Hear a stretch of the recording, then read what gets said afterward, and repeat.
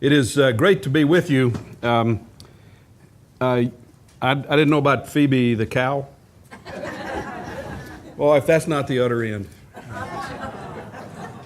I just couldn't resist. I love animal analogies and metaphors, and I'll try to stay away from them today. But we have 3 dogs, and 2 of them are rescues, and you can learn a lot about human nature watching animals, can't you? I'm here with my friend Ron Barth. We're going to be talking about the not-for-profit responsibility around advocacy today. And we have a huge job there, and it's a forgotten role. It's become equated with lobbying. And I remember 25 years ago, my former organization set up a marketing department, and it was hard to use the M word because we were Methodist and you didn't need to market, you know. So we've got to rethink our responsibility for advocacy. Now, the not-for-profit sector was founded in America by Benjamin Franklin. Did you know that? He established the Leather Apron Society. He hit his friends up for money to help with sick and wounded soldiers and other people. And that was the first not-for-profit. Ron Barth, my good friend here, knew Ben Franklin personally. He's one of the few people. Ron's had some work done, so you probably couldn't tell, but Ron boasts that we have probably the oldest of our members in the country here in Pennsylvania.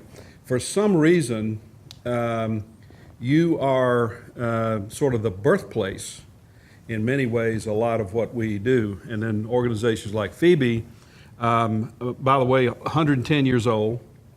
And again, Roger doesn't look a day over, 80, 90, when you look at it. But if you think about the tradition that you and your board are heirs to, the average age of our members is about 75 years. We stand the test of time. A Wall Street chain nursing home has an average lifespan of somewhere around 15 or 20 years. A Fortune 500 company is about the same. But you are around. You were widows and orphans homes. We have members that started out as homes for old men and widows of veterans of the Civil War. We have a home in Boston called the Home for Indigent Old Men of Good Character. Don't know where the bad character guys went or what happened to the women. We have women's homes and men's homes. We have in New Jersey the Christian Insane Asylum. They're a little over 100 years old. They change it. We had matrons, we had inmates that lived in these places. Think about how the language has changed over the years. We still have some that have remnants of boards of lady managers and men trustees.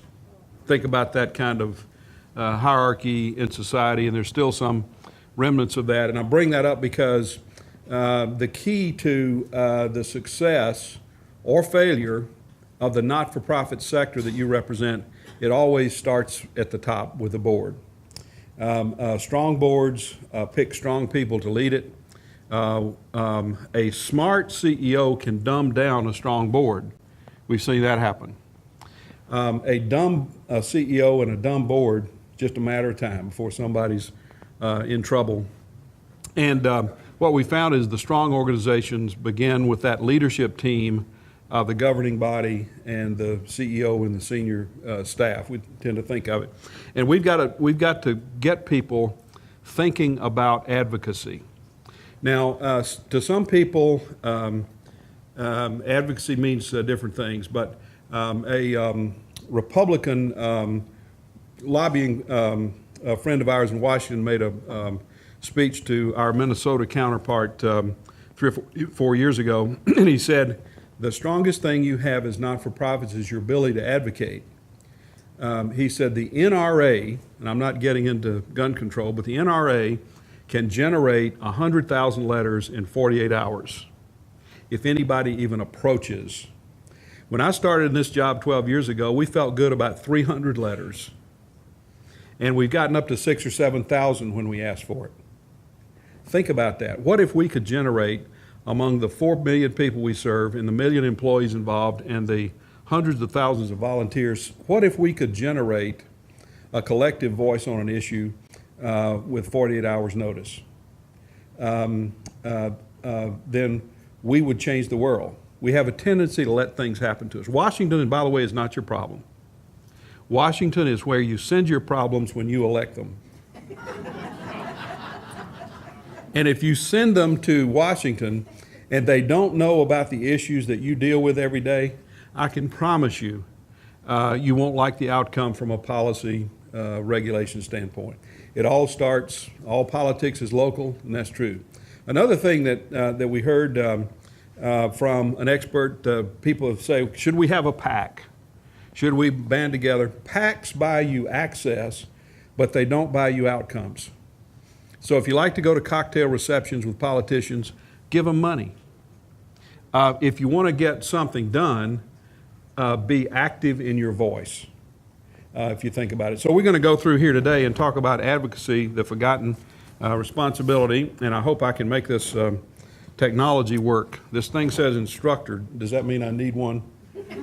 Let's give this man a round of applause, because I live and die on.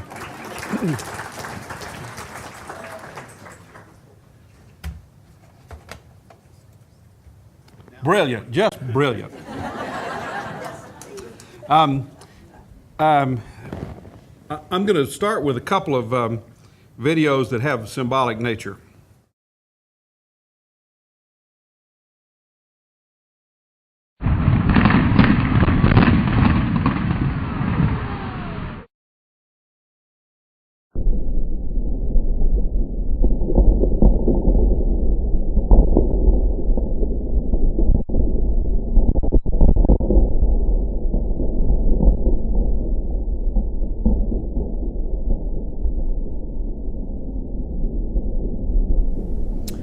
That's important. That's St. Anne's Home, one of our members in Rochester, New York. They're close to 100 years old, maybe not quite as old as Phoebe, but in the mid-1960s when that building was built, it was state-of-the-art.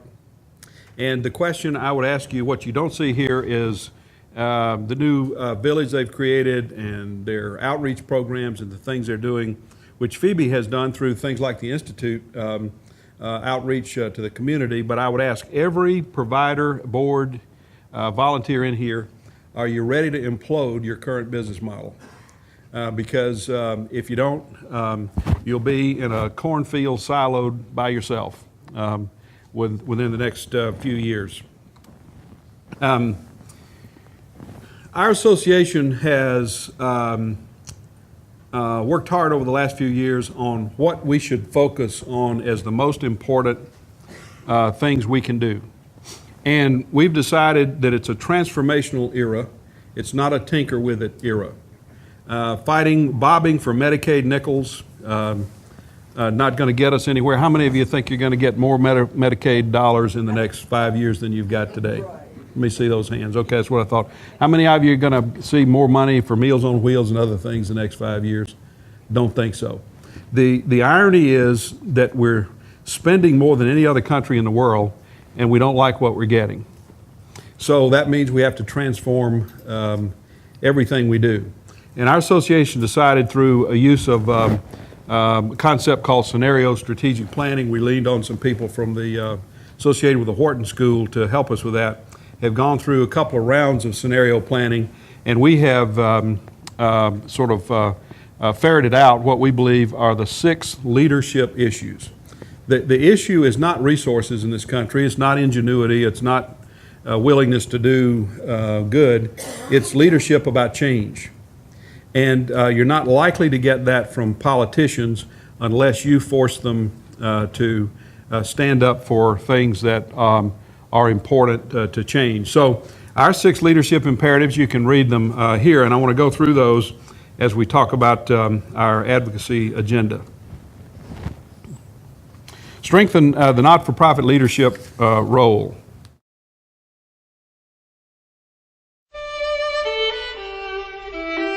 In 1907, on the poor immigrant streets of Brooklyn, 4 courageous women, known as the Brooklyn Ladies, saw the despair of the old and sick, and they did something.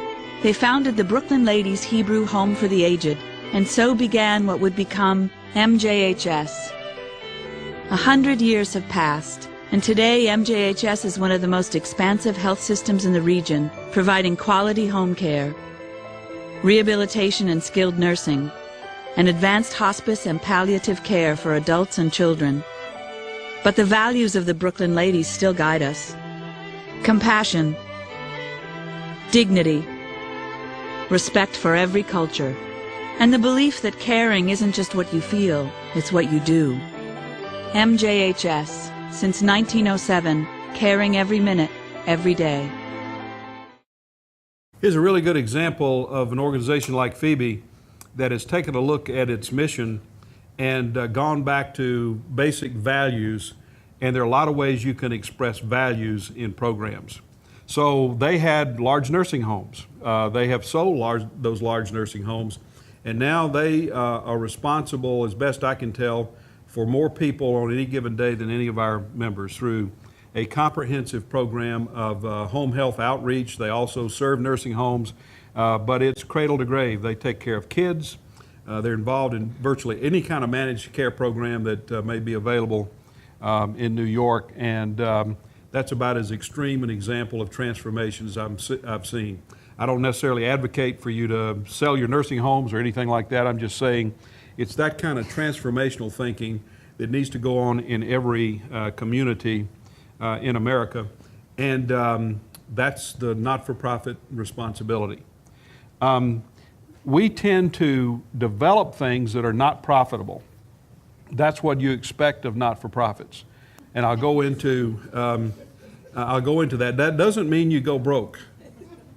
You have heard for years. We've heard no margin, no mission, but we're also beginning to experience no mission, no margin. And if you don't stay focused on your mission to do the difficult things in society, you're going to wind up with everyone questioning whether or not you should be beneficiaries of charitable contributions or whether you deserve any exemption on your tax status. You're expected to do the difficult things that others cannot do. When they become profitable, business picks them up and metastasizes them. Nothing wrong with that. Peter Drucker said the three great sectors of American society that make it distinctive and different are business, government, and the not-for-profit. And they all have to work together. Government's job is to control, protect, defend. Business's job is to generate an economy, goods and services, and the not-for-profit's job is to change lives. We've got to keep in mind that's what we're expected to do. 1 out of 4 Ohio seniors lives in substandard housing. This country was built by people who came before us. They have made our country strong, and they are aging. Many are living alone and just getting by. Let's not turn our backs on them. We should do better. To find out how you can make a difference, visit weshoulddobetter.org.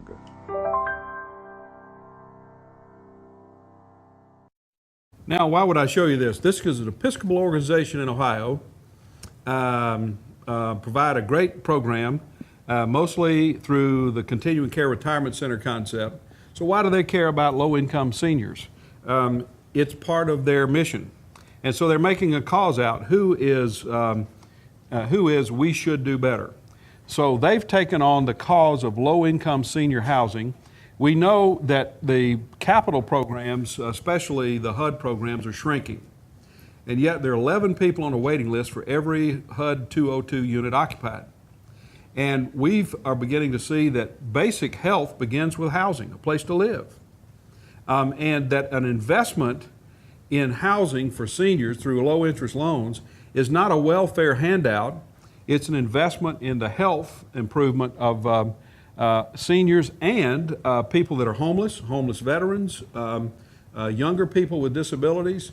But the HUD programs have been cast over the last 20 or 25 years as some kind of a program that people want to get rid of but don't know how.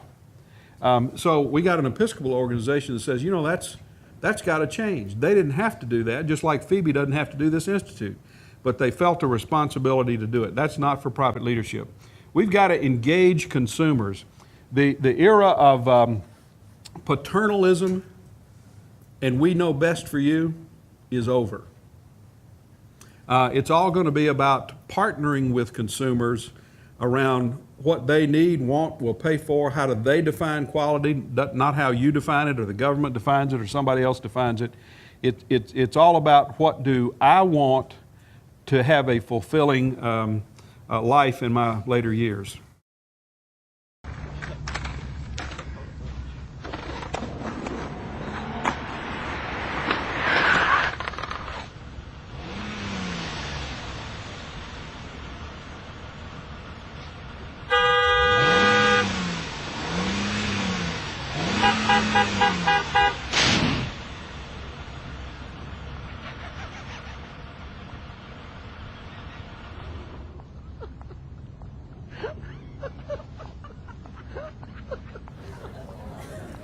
How's that for a candid YouTube video? What a great metaphor, though, for the change in consumer attitudes. She doesn't care. I mean, you know, she's sitting, you see it, and she doesn't give a hoot about this guy, the front end of this guy's Mercedes, does she? So consumers are taking us on, and I would dare say you couldn't tell that lady that you know best for her care plan if she lived in one of your communities. We've got to figure out how to deal with not just the boomers. Everybody talks about the boomers, but the consumers today are making up their own minds about things. They're not the people that will take what you give, because the Depression era said be grateful for a food on your table and somebody that would give you a kind word. No, they deserve more than that, and they will hold you accountable for it.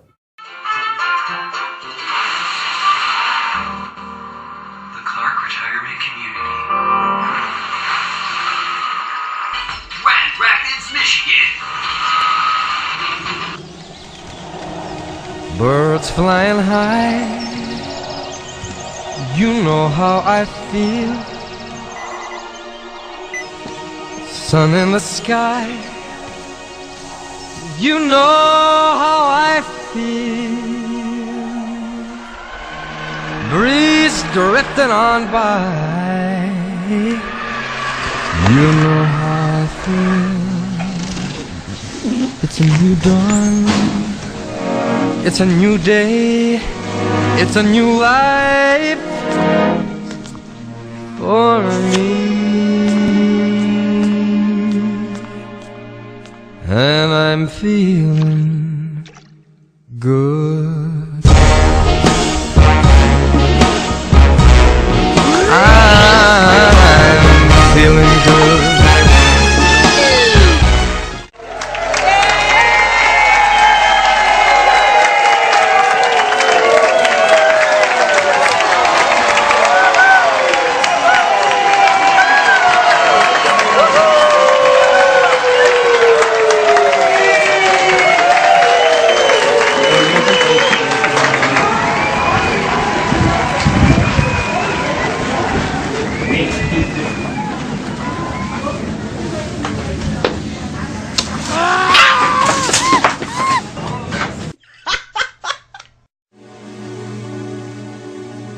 One of our colleague organizations, Retirement Communities, this ain't your daddy's Oldsmobile anymore, is it?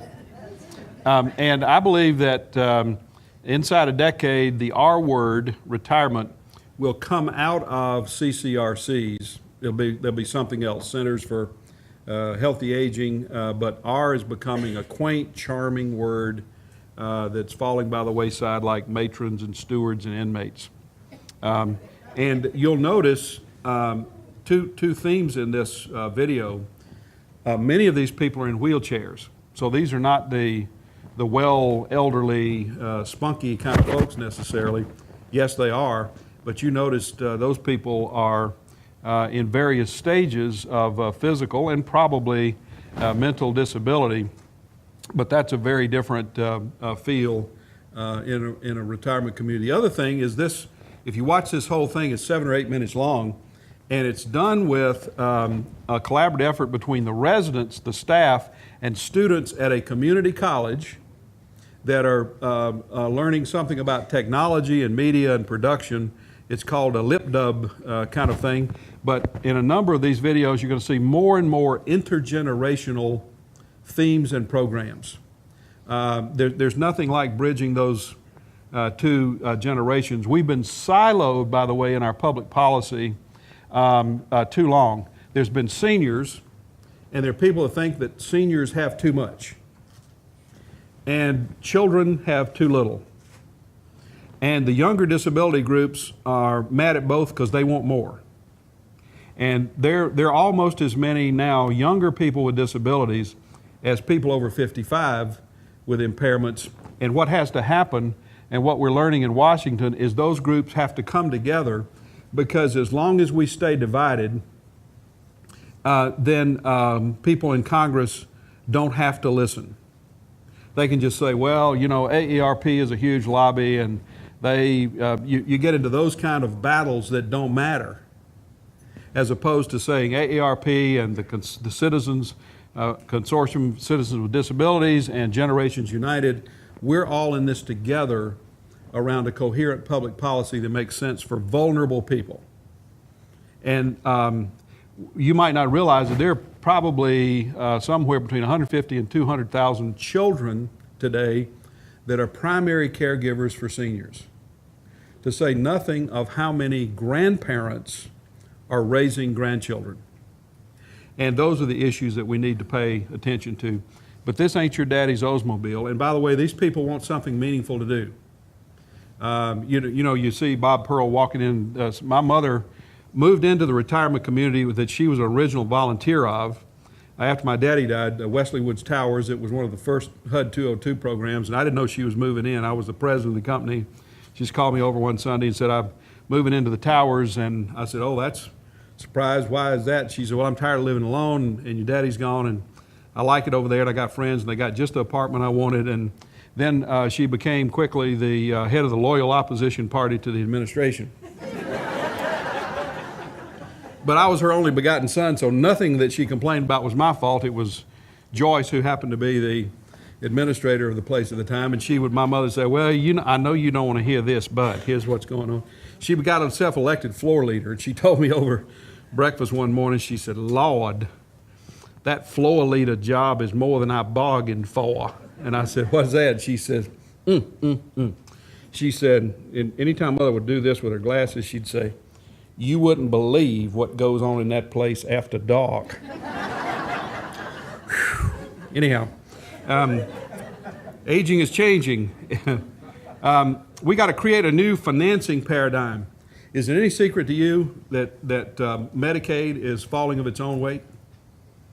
Is it any secret to any of us that we're spending twice the dollars on health care that France and Germany are spending, and our quality measures are just above Cuba's? Think about that. So it's not a matter of resources, it's a matter of how and there are parts of our system where there's too much money, and there are parts of it that are too little. And so we got to step back and say, how do we spend the money, and how do we encourage people to invest in their own future so they don't have to go on Medicaid, and that Medicaid can be what it was supposed to be, and that's a true safety net for people that have a crisis beyond what they can afford. And we're working on that.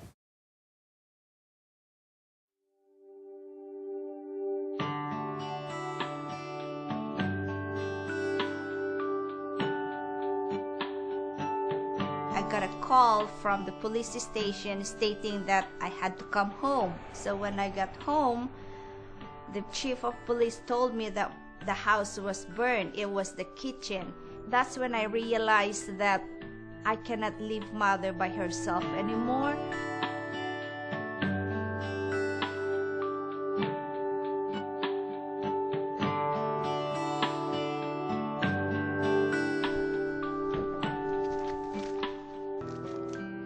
I met my husband on a boat in Alaska, and we have been married 25 years now. We were the typical American family.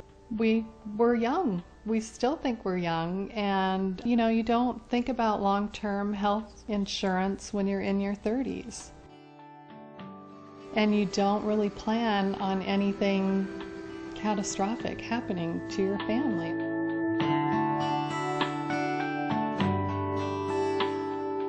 She doesn't go to sleep. Her doctor gave me the sleeping pills. Once I give her, she sleeps like continuously. So if she doesn't wake up, then I'll end up taking care of her, and I will take off from work, which I cannot afford. I don't know where to balance my situation here. Even just getting him dressed, I have to pick up his arm and put it through the sleeve. I never knew how heavy a human leg was until it's completely dead weight. So for me, having respite care is very important. It's expensive. We pay for it out of pocket.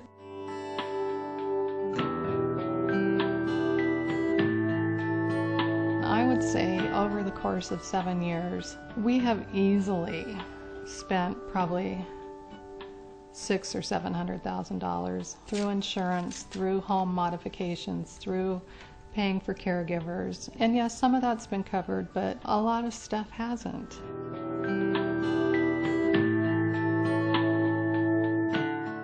As far as me being able to retire, I don't see that.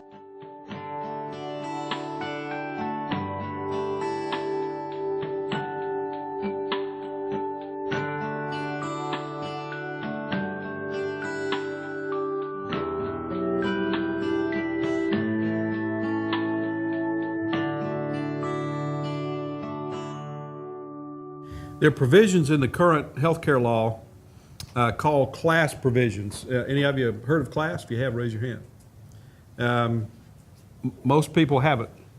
It was put on the shelf by the White House because it became controversial and got tied up in an awful lot of political stuff about the ACA. Privately, both Democrats and Republicans will tell you that something like class is needed. What is it? It's a voluntary national insurance pool that anyone can pay into while they're working. And after so many years, if you become disabled as an adult at any age, you can get a daily cash benefit to get the things you need to help stay at home. Won't cover everything, but it's your choice about what it covers. Now, it's still in the law. And we want to keep it there because it makes politicians discuss this issue. Because we can't keep doing what your choice is now. If you can get private long-term care insurance, which most of the companies are involved are backing out of the business. It's helped a few people, but a lot of people don't qualify or can't afford it.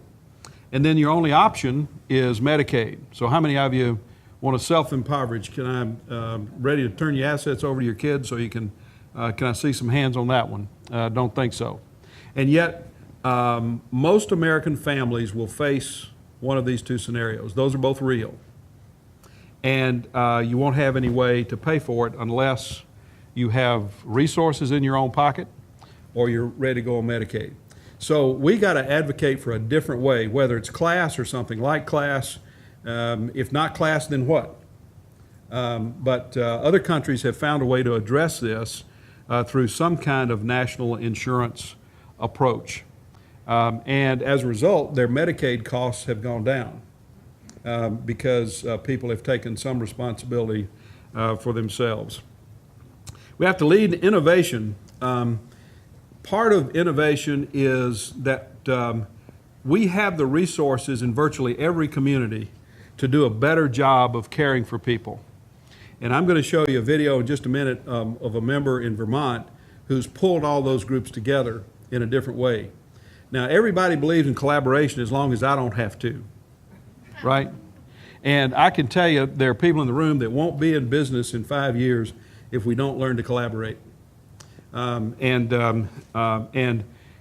that seems to be done more easily in rural areas than it is in urban areas. I can't prove that, but there's something about the rural spirit where people have had to learn to get along and help each other for a long time.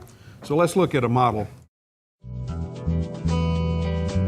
The scale of the elderly population, the baby boomer driven generation, is nothing like we've seen before. In 2017, 1 in 3 Vermonters will be 55 or older. We're going to have to find new and better ways to serve them that are more cost effective. And I think this model It's just so person-centered, and people are going to be comfortable with it, and it's going to save us money.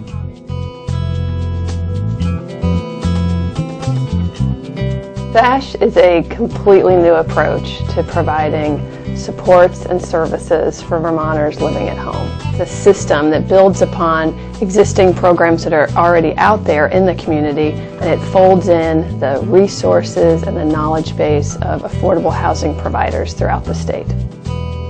I see a lot of seniors out in the community. A lot of them don't even know what kind of services are available to them. This actually is so wonderful because they brought in all of the services to be part of this. What SASH does is service coordination. You're identifying the needs of an individual versus the services that are offered in the community and trying to bring the two together so that they're getting what they. And you say, what's innovative about that? What's innovative is that you have people that have committed themselves to providing the leadership to pulling people together and say, we're going to do this differently, better together. As a result of what they're doing, they're now part of the infrastructure, the skeletal infrastructure of Vermont's health plan using housing. Cathedral Square, Nancy Eldridge, she'd be a great speaker for you guys to have come down anytime. But she's using low-income housing as a platform for health care delivery, because Vermont has a lot of low-income housing communities throughout the state. And the outcomes so far on health care costs are dramatic. Because guess what? People want to age in place, and it's a lot less expensive to have case managers come by and check on you for this or that than it is to call 911. It's a no-brainer, and yet the only thing missing is our leadership to pull it off. That's called innovation. My name is Cheryl Soretta, and I serve as Chief Development Officer for Eliza Jennings Senior Care Network. Learning therapy is an innovation in aging services that offers a new and unique approach to significantly enhance the quality of life of the older adults we serve. We are grateful to Leading Age for its efforts to support the advancement of aging services through the leadership imperative of innovation, and for the opportunity to demonstrate how learning therapy is expanding the world of possibilities for individuals with dementia. The learners actually participate in completing worksheets, which include reading and writing worksheets, also arithmetic. May would have days where she would lay in bed and not respond. Initially when May came to learning therapy, she needed a lot of coaching. 3 + 1 is 4. Wonderful. May's now been participating for 4 months. She is writing her name, turning her pages, working at a much faster pace and quite independently. What would you like to do? Now, May is much more engaged in conversation. She was a taxi driver and she shares about her history, and we've really enjoyed getting to see the personality of May really blossom. I'm glad I could come and talk with you. Well, I like talking to you. Yeah, this is wonderful. You're a good listener. Well, thank you. They go forward when she goes forward. My brother, he's done so well. It's almost unbelievable because his Alzheimer doctor 4 years ago told me that he would just keep slipping.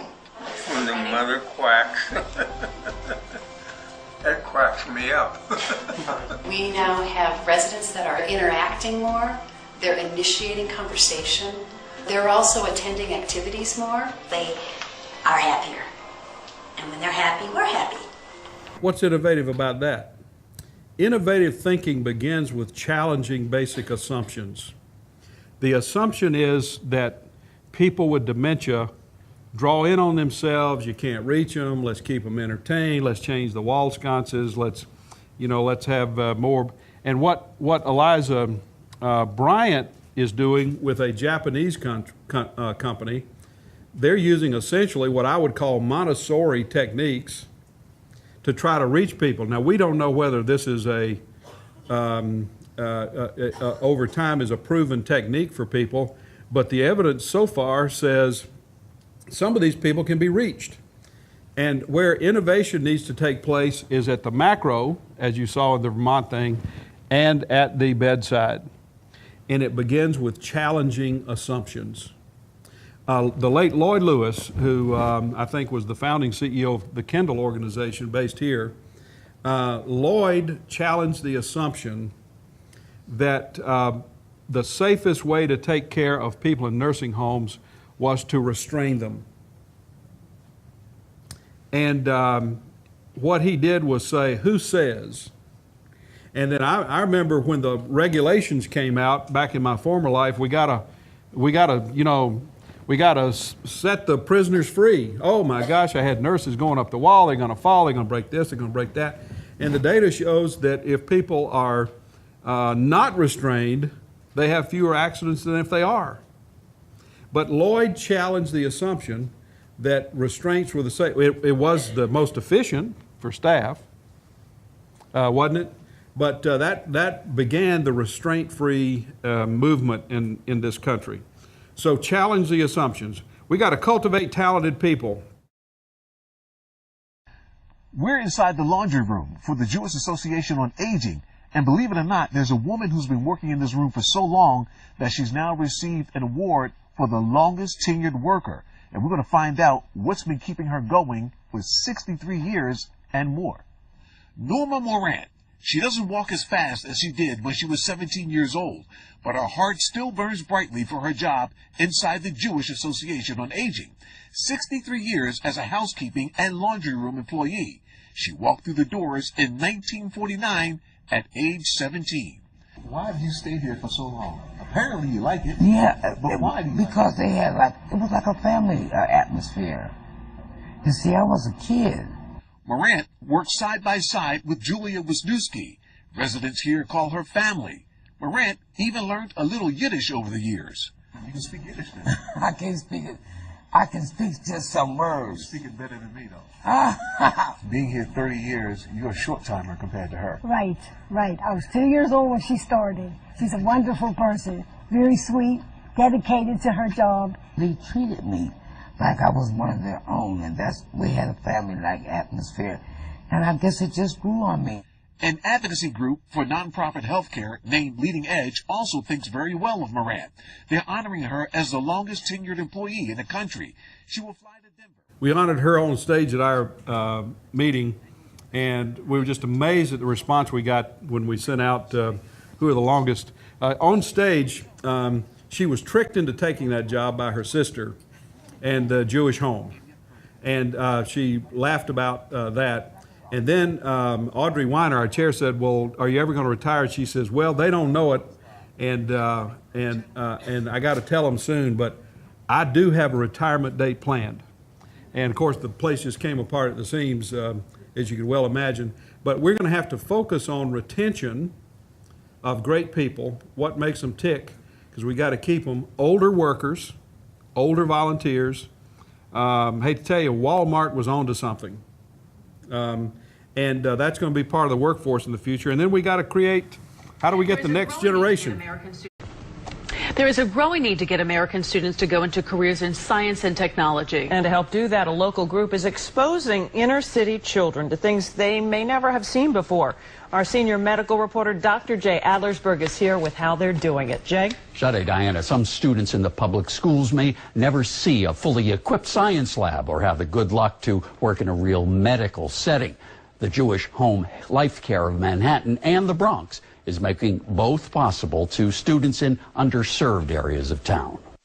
It's a bus, it's biology, it's BioBus, a laboratory on wheels where inner city high school students can be turned on to careers in science and medicine. About half of the students that we work with haven't ever been in a real lab, haven't ever met a scientist.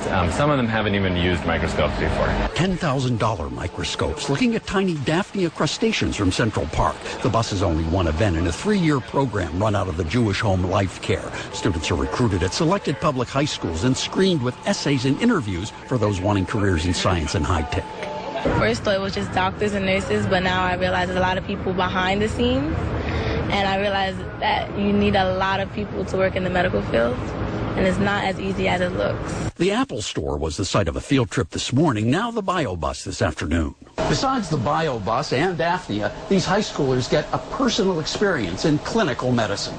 How you feeling today? I feel okay. You know what? I'm so glad I feel okay. The students change from scientists to health aides for older people who mentor them as part of the curriculum called the Geriatric Career Development Program. It's an entry to nursing and pharmacy careers. When they're visiting with the residents, that the knowledge and wisdom that the residents bring to the students also encourages them to pursue college. Melissa Cabrera wants to be a nurse assistant.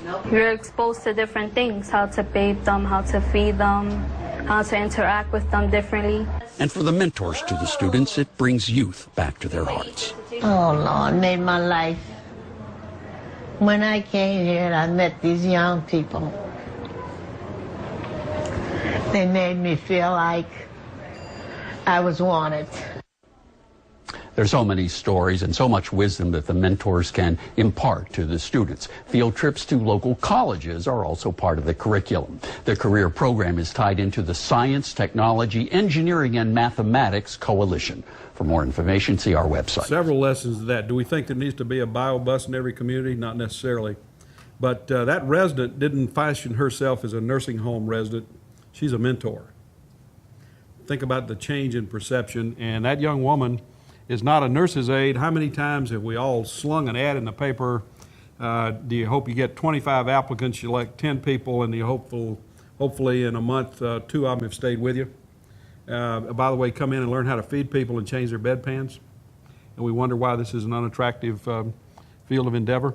They're recasting the whole thing. And you notice that it's a collaborative effort between universities, corporations, not-for-profits. We'd see more and more of those kind of things that need to go on in every community. The future, pioneer the technology. Morse Life in Florida, brand new app. You can go to the AT&T store and buy this. This is Phoebe Goes Intergalactic Technical. First one of those I've seen. And think about what technology can do to reach beyond our walls.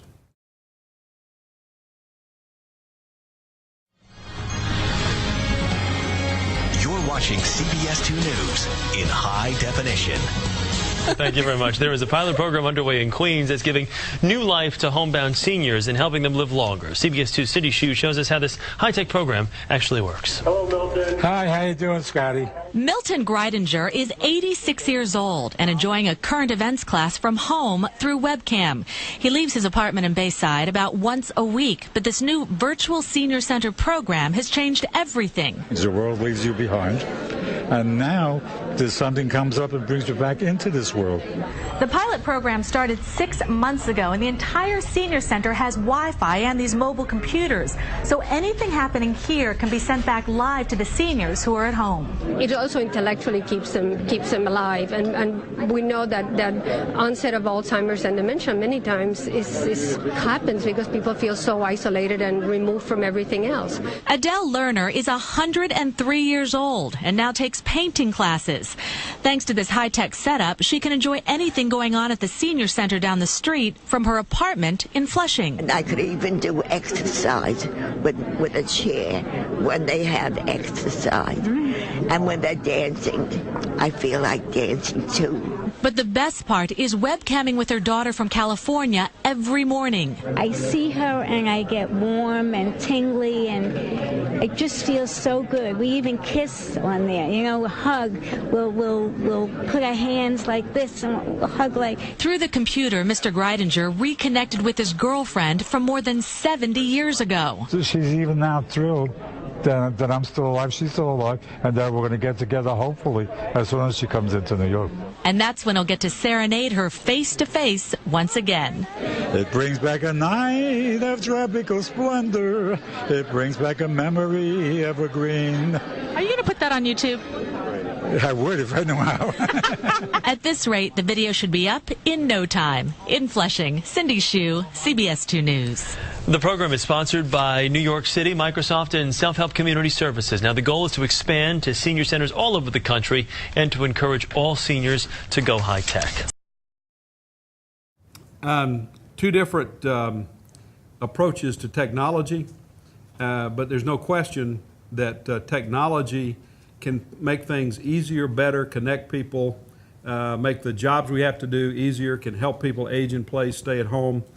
Some people think technology is an isolator. We believe that it can be an engager. It's not technology for technology's sake. It's a matter of how we begin to harness technology to improve things. So you've seen the 6 leadership imperatives around which our advocacy agenda is organized. We encourage you to think about these concepts and do the same thing, because if we don't advocate for policies that advance those things, we will continue to get fragmented approaches that we have today. Now, what is our responsibility? Trustee roles and responsibilities especially.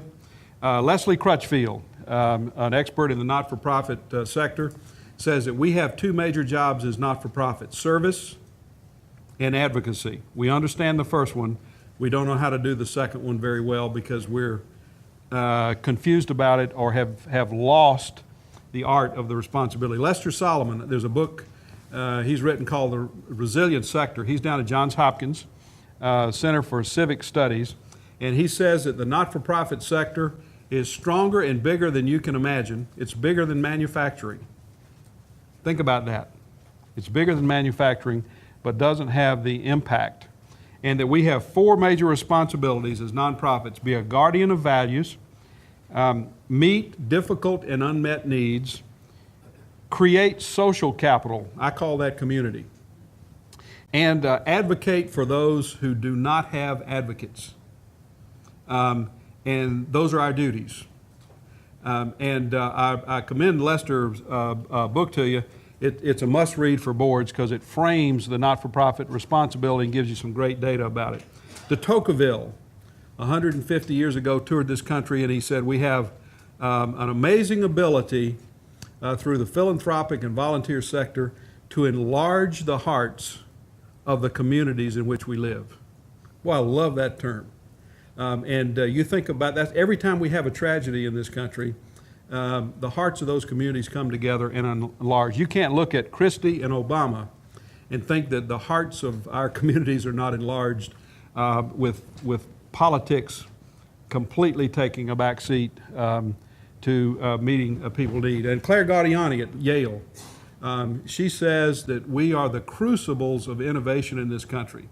And she goes on to say that America is not generous because it's successful. It's successful because it's generous. So all of these are experts that we encourage you to look at. From the roots of our faith, because many of our members are faith-based, Micah, what do I require of thee but to do justice, to love mercy, and to walk humbly with God? To me, that is sort of the faith-based roots 101 of where we all come from. Matthew, truly I tell you, whatever you did for one of the least of these, you have done unto me. And St. Augustine, Archbishop Tutu reminded us of this at our meeting last week. Without God, I can't, but without me, God won't. The ultimate partnership is between us and God in what the Jewish tradition calls tikkun olam. That is, with the Creator, meeting our social responsibility to address social problems that we all face together. And finally, here's what it's all about. Oh, this story. After 94 years of chasing the American dream, a Texas woman had just one more wish. Not a spending spree, not a big house or a fancy trip. Mary Coffey turning back the clock, lacing up her dancing shoes for one last waltz. Miss Coffey, we're getting you ready for your big night tonight. At 94, it's something Mary Coffey says she hasn't done in over 15 years and never thought she would do again. When he proposed to me, we were dancing the Tennessee Waltz. Coffey is lovingly referring to her husband of 58 years. John Clayton died in 1992, but the spark didn't, and she credits the ballroom for that. Oh, I think it made our marriage. She says they hit the dance floor once a week. Brings the love closer. A little more kissing, a little more hugging, and a little more something else. Coffee has congestive heart failure, and doctors have given her 6 months to live. So one day, a volunteer at Mesquite's Christian Care Center asked her what she wanted to still do. What would make her bucket list? And she said she'd like to have a waltz, one last waltz. So the care center says they set out to fulfill her wish. They found her a limo, pink dress, and of course, a few dance partners. I'm looking forward to dancing with you. Good. And with the band's first song, Coffee's Last Dance.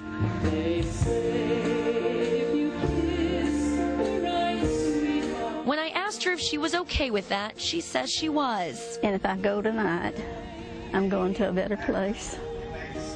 And I'll be happy there. Because I've got relatives there. Because Coffee says that while this may be her last dance here, she has a dance partner in heaven waiting to give her another spin on the dance floor. I look forward to seeing him again. Ultimately, your and my responsibilities in the community-based, not-for-profit sector is to help people finish their lives like Abraham and Sarah. They died a good old age. Camus said, "It was winter of life I discovered within me an invincible summer." If we don't do that, who will in a fast-paced, changing society? What better example is consumer-centered care than you see here? Helping people finish their living and die. We don't live forever. And there comes a point at which it's up to us to help people prepare for that eventuality. She was in hospice. That's one of our members in Texas. Just coincidentally, to show you the power of technology and image, a few months after this ran, it had 2.6 million hits on the internet. Can you imagine what that did for Christian Healthcare Center's image in a community? You couldn't buy that or plan it. Couldn't find enough money to get that kind of a perception of your organization. So that's what the advocacy agenda ought to be about, and that's us. That's all of us right there. We got to get focused, organize our thoughts, quit hand-wringing, dithering, waiting for somebody else to do something. We've got to provide a leadership role. Thank you. God bless you. God bless Phoebe for taking on this broader mission, and I hope you'll keep it up. Anything we can do to help you. I usually end my speeches with, "I'm from Washington, I'm here to help you." But ever since the Mary Coffee, and by the way, she died shortly thereafter, may your life be filled with a little something else. Thank you, and God bless.